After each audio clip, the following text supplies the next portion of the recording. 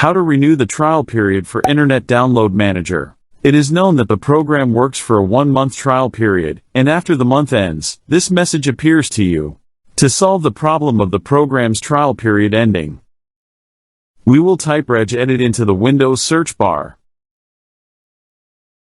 Then right-click and select Run as Administrator.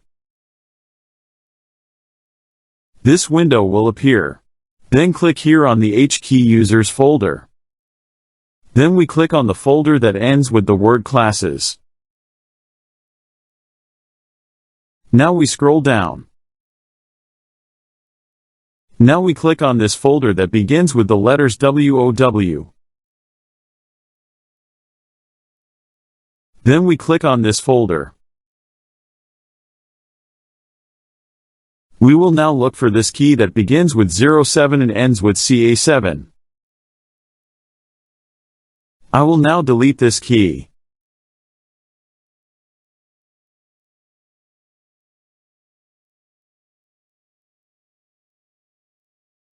After removing this key, you will find that the program is working again and the trial period has been renewed for another 30 days.